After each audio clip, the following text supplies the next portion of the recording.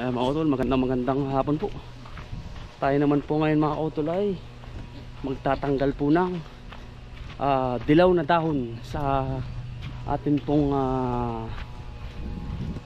pipino para po mas humaba ang buhay mga kautol. Pruning po muna kasi yung nasa baba mga kautol na dahon, yung mga naunang dahon ay kailangan nyo pong tanggalin para po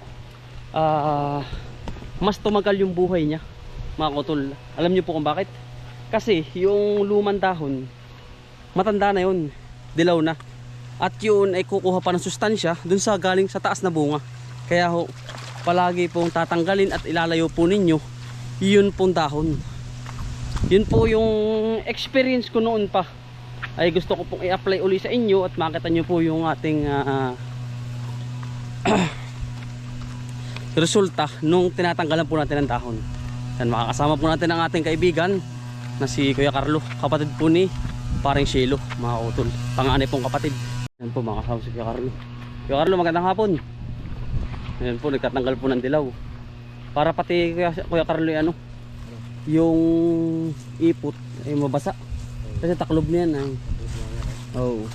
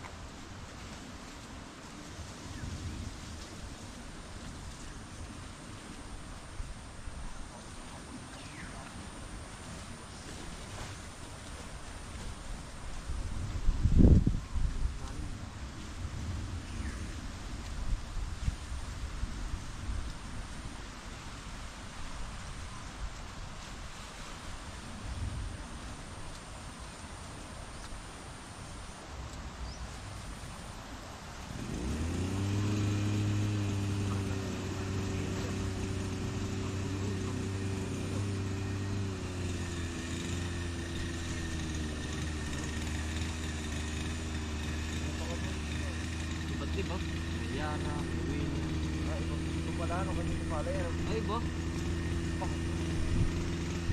Yung gagap. Hapon? Ano yun ba? May mayora ba yan? May mayora.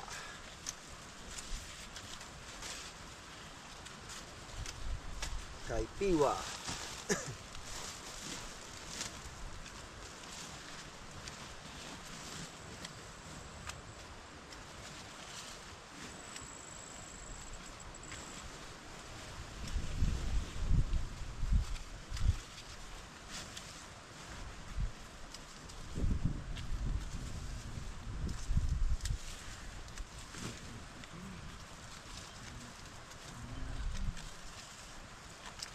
Utol, ito po ay natanggalan na namin. Ayan, nakita nyo na po yung mga bunga. Yan po mga utol ay mas tatagal ang buhay kapag po napoproning ang ilalim ng pipino, kasi po nagkakahangin yung pinakampuno at nababasa kasi sa kapal ng dahon, hindi na kayang kontrolin. Yun po mga bunga nagsilabasan na. Lalo pong balak at hindi na makakonstan siya. Nagbilong sa tabi.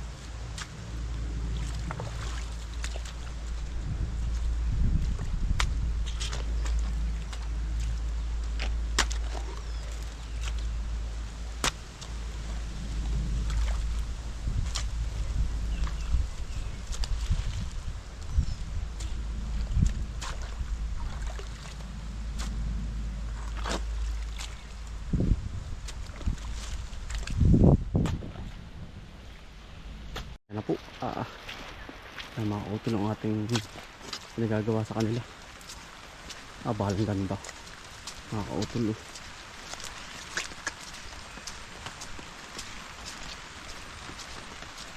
Lalo yan bubulas. Lalong bubulas yan. Hawang-hawa na. Yarlo. Lalong bubulas yan. Nababasa ay. Pinagkatakpan ko na yung butas doon. Mga patalunan. Mga patalunan? Oo. Para punong-punong siya magdamag.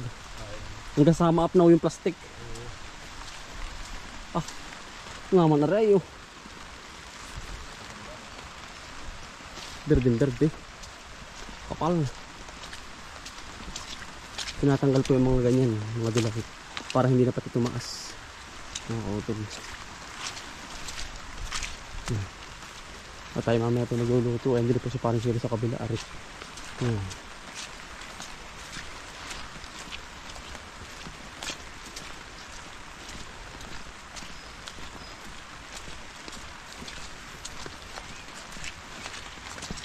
Parang dami na naman na yan, oh. Pare. Nababasa pa tayo pare, ano. Kapag natatanggal, ano. Kaya tanggal ng pinagtatakpan ko na pare. Ano? Oh. Labas na po ang bunga lahat, oh. Utay-utay po namin, ay, iya. Ayos mga utol, yan, labasan na. Ito parang tumagal ng mga utol, kalalagay laang ng chicken manure. Pinadatang ko na ng tubig na malaki. Ayan. Ayan po. Laking tubig nito. Para po kasi katabas lang nito eh. Para po yung chicken manure ay lumamig. Para pagtanim natin ay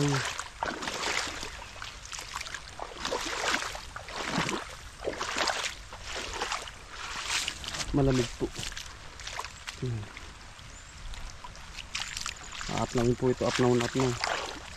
Palalakihin natin ang tubig. Yan, ito po.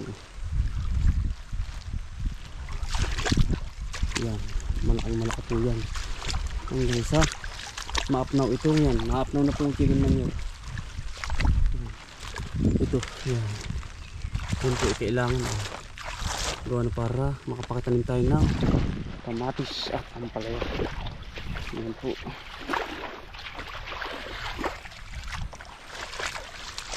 Ito mo mga kotol, dito po yung walang problema sa tubig. Puntahan naman natin ito.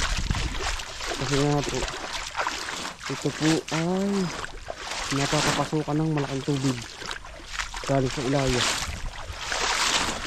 Hindi na natin kailangan pang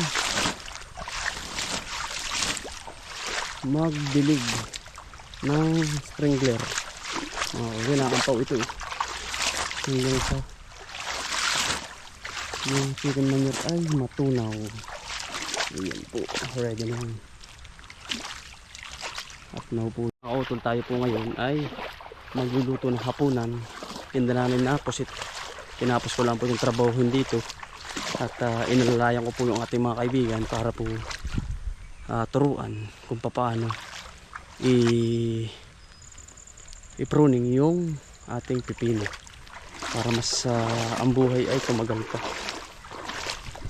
Pasok na kayo. Ito naharang eh. Kasi yan po ay yung pinabas. Ayan, napigil sa tubig. Pupunin po ito, punong-puno.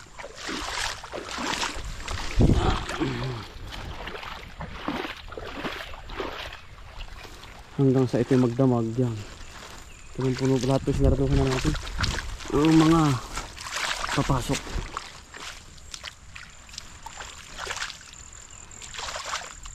Puno po yan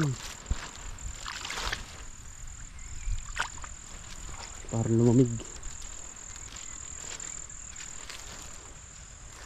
ang chicken manure. Yan lang mga utol. At ito po yung proseso. Kaya tayo ay dito naglagay at nag-focus dahil nga po sa dahilang kaya pong patubigan ang ating flap. Hindi mo kailangan magdilig pa ng yung sprinkler. Ito po direct na.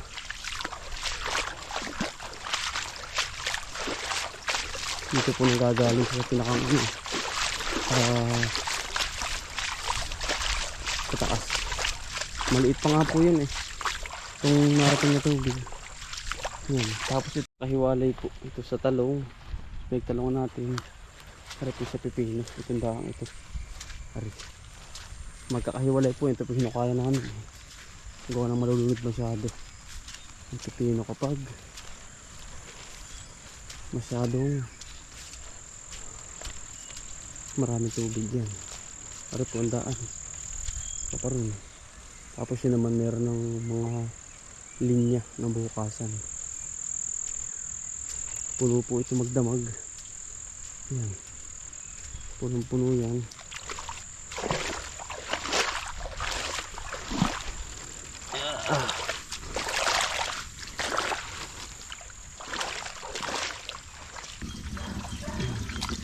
Pang-ulam po ni tatay.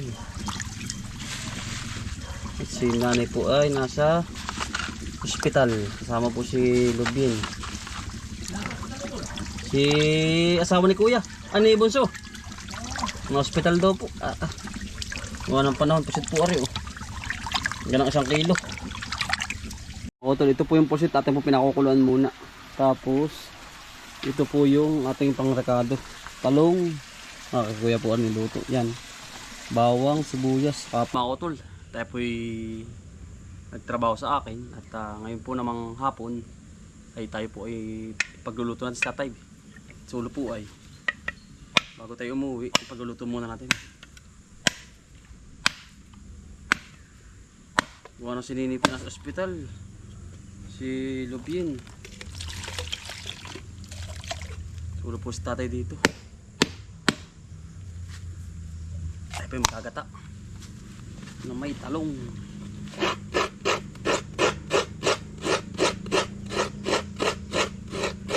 Nakasig na po yung ating pusit doon, nakasigang.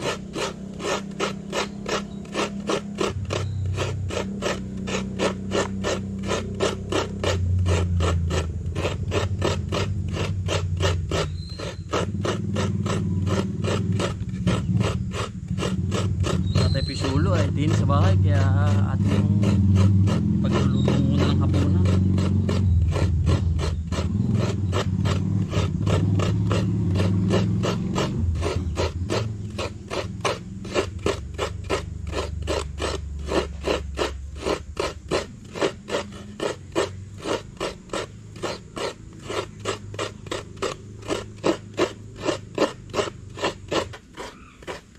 Sagata kami magkakapatid din tutulan to ni Alvin Tambal.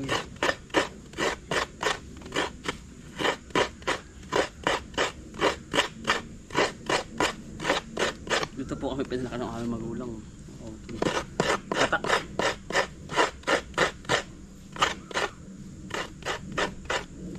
natural na gata, walang chemical. Sa abroad ay maraming chemical yung ganito eh. Nasa lata.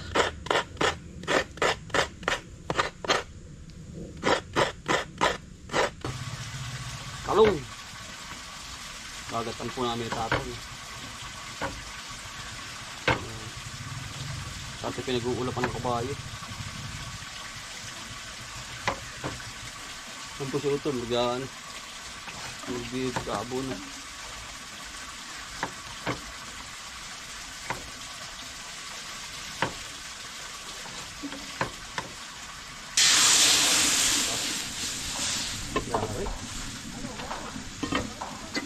Katana po yan.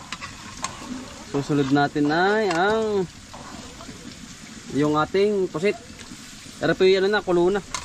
Kumbaga pinaigahan na po natin. Yan, ngayon po ay alas 5 na. Makakutol ng hapon. Ayan.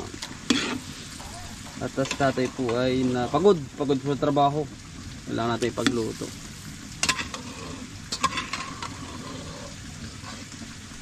Ayan.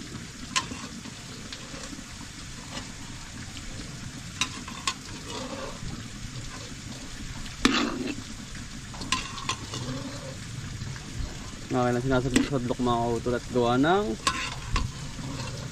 ating pinakuloan po ay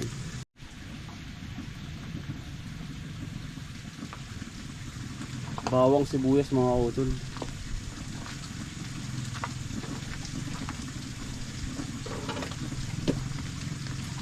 Salt mga kautol, asin.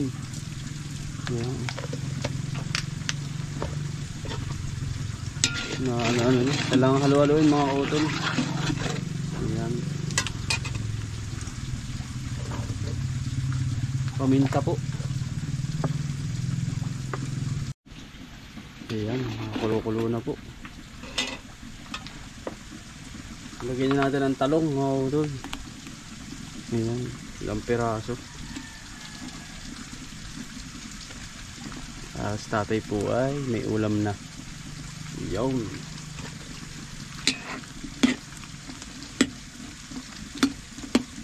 Ayan mga kautol, luto na po.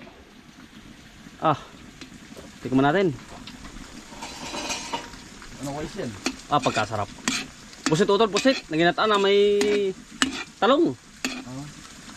Ayan mga kautol, ibigay po natin kay tatay sa kanya pong hapunan. Oo, para hindi na ako magluto si tatay.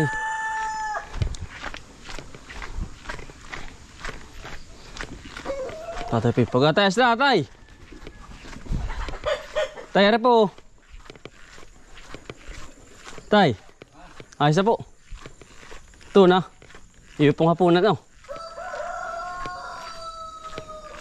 Tatay oh. Tay oh. Ngayon po si tatay, andin eh. Sulo po si tatay ay. Tay. Hindi, nagpatapang doon. Saan po? Yan, tatungkol sa bisiling. Yan. Ayan mga kautol, bali tatay po. Napagluto natin sa kanyang hapunan at hindi na po siya magluluto. Pagod po mga kautol. Pare-pares naman kami pagod mga kautol. Kung bagay si tatay po ay may edad na rin mga kautol. Ay kailangan ng tagapagluto. Si nanay po ay wala. Nasa ospital po yung si Nini. Ay wala po mag-aalaga ng bata mga kautol. Kung bagay si tatay po ay papahinga na lang. Ay paano mga kautol? Yari na po buong maghapon. Ipapalan na po at kami po pauwi na rin lahat. Ano mga kautol. Maraming salamat po. Sana po na-inspire po kayo sa aming video araw-araw. Sipag lang po at syaga, buhay probinsya. Bye. Salamat po. God bless to. Ingat po ang lahat.